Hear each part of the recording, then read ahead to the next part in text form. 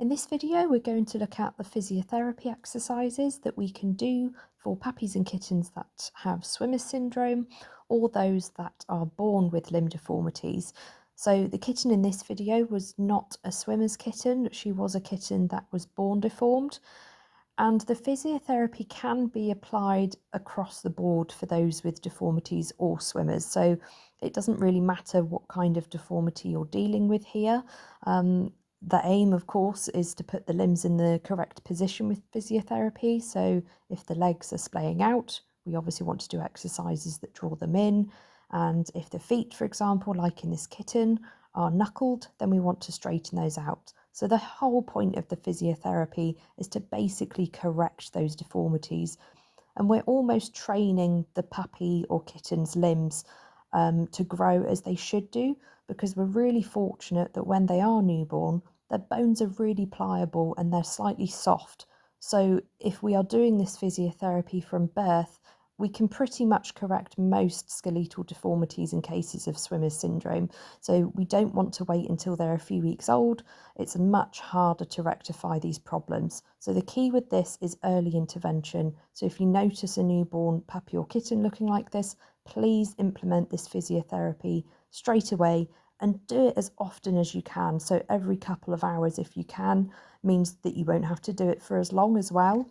So we'll start off with this kitten's feet. You can see her feet are quite knuckled and they would always stay in this position. So what we're wanting to do is just hold them in that normal flat position.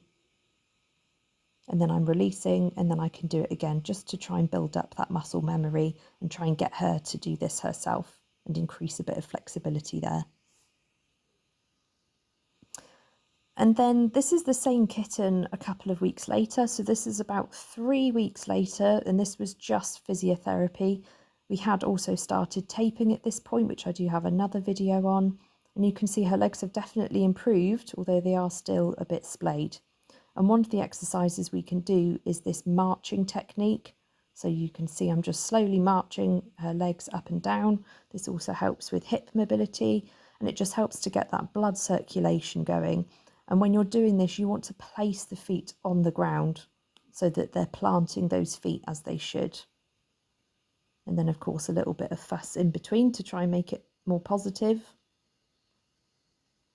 And then we can do these kind of bicycle technique movements as well, where we're rotating the legs and just stretching them up and down and placing those feet on the floor again in the middle where they should be rather than splayed out. Now, when you're doing this every 2 hours, it is quite intensive, so make sure that you are giving them breaks in between, just so that it's not stressing them out too much. By this point, this kitten pretty much knew the drill, bless her, after 3 weeks of physiotherapy, so she was really tolerant of this. And you can see her legs were massively improved from that first video.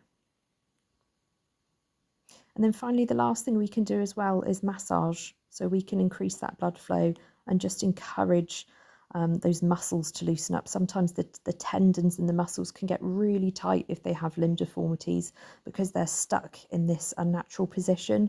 So if we can massage that area to try and loosen up the muscles, then that just helps to increase that flexibility and get them moving